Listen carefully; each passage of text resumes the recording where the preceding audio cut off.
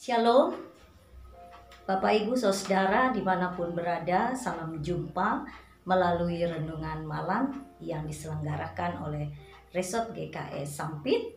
Dan pada hari ini firman Tuhan yang akan kita renungkan diambil dari kitab Ibrani pasal 2 ayat 1-9.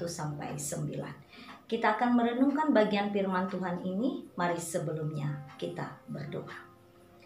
Bapa kami dalam kerajaan surga, syukur kami kepada Tuhan untuk kasih dan setia Tuhan dalam kehidupan kami.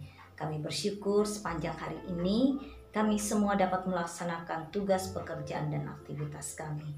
Sejenak kami akan bersama untuk duduk diam mendengarkan firman Tuhan.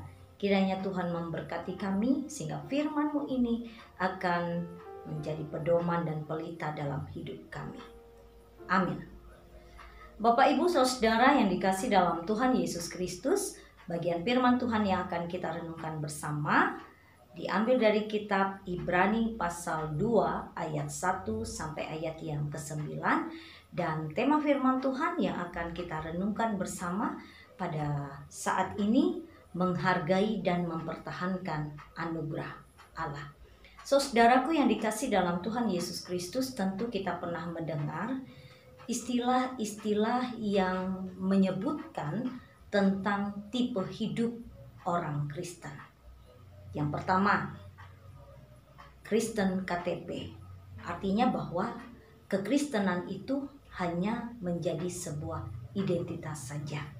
Lalu kemudian kita juga mendengar tentang istilah Kristen Natal, di mana menjadi Kristen dan hadir hanya pada saat Natal saja.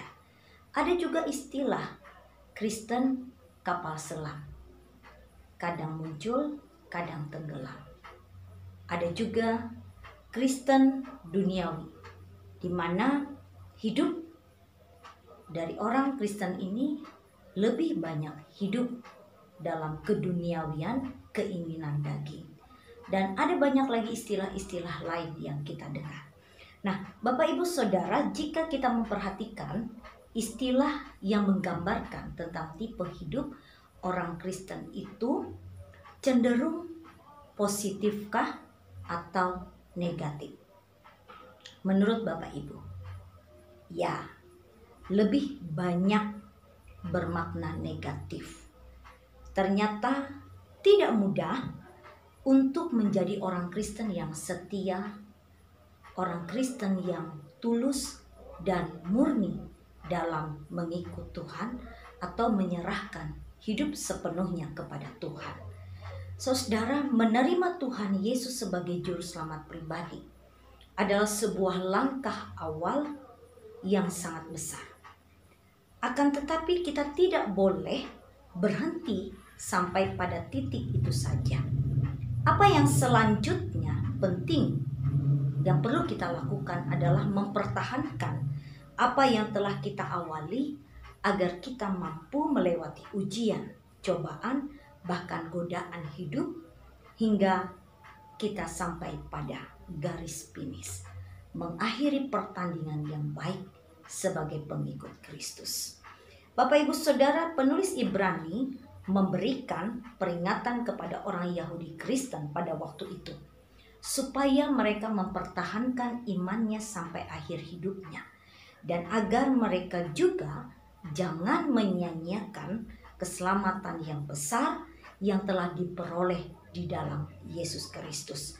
Karena itu melalui nas kita pada saat ini diingatkan bagaimana mempertahankan keselamatan itu dalam sikap hidup sehari-hari.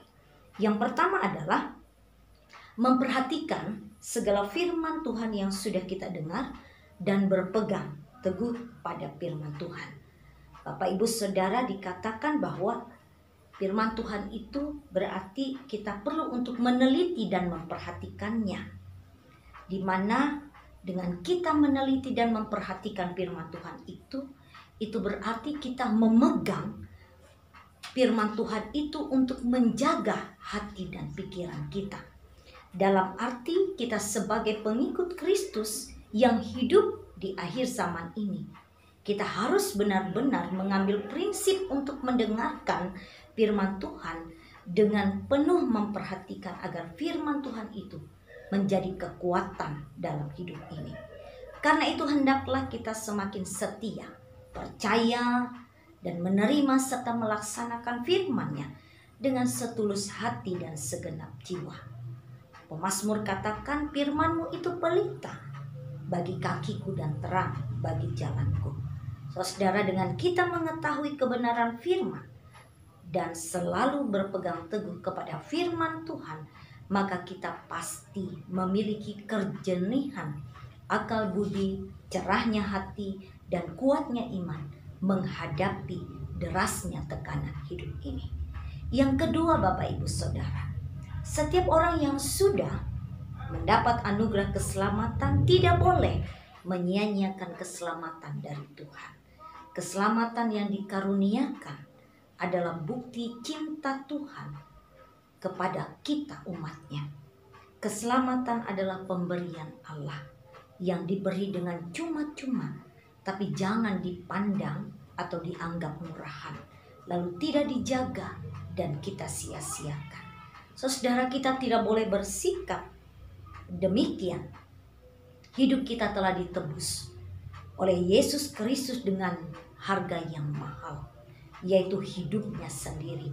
Dengan menghayati itu, mestinya kita akan terdorong untuk bertanggung jawab, memuliakan Tuhan di dalam dan melalui cara hidup yang seturut dengan kehendak-Nya. Dan itulah bukti nyata hidup bahwa kita sudah diselamatkan di dalam Tuhan.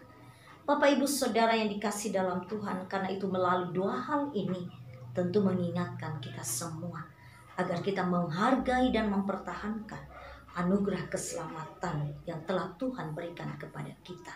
Percayalah bahwa keselamatan itu akan tetap menjadi milik saudara dan saya apabila kita hidup setia, beriman teguh, dan tinggal tetap di dalam Tuhan. Keselamatan yang sudah kita peroleh di dalam Yesus Kristus tentu akan memberikan kekuatan yang luar biasa dalam kehidupan kita untuk kita tidak hanyut di bawah arus dunia yang dapat menghancurkan kehidupan kita. Terimalah keselamatan dari Tuhan, jaga serta peliharalah sepanjang kehidupan kita. Amin. Mari kita berdoa. Bapa kami di sorga, terima kasih Tuhan, kami sudah mendengarkan firman-Mu. Biarlah melalui firman Tuhan ini kami sungguh-sungguh menghargai dan mempertahankan keselamatan yang bersumber daripada Allah yang telah Allah berikan dalam kehidupan kami. Kami menjaga dan memeliharanya dan menyatakan bahwa hidup kami sudah diselamatkan dengan melakukan kehendak Tuhan hari lepas hari dalam kehidupan ini. Terima kasih Tuhan untuk anugerah, keselamatan, pemeliharaan, dan kasih setia Tuhan yang Engkau senantiasa berikan dalam kehidupan kami. Terpujilah nama-Mu ya Tuhan. Amin.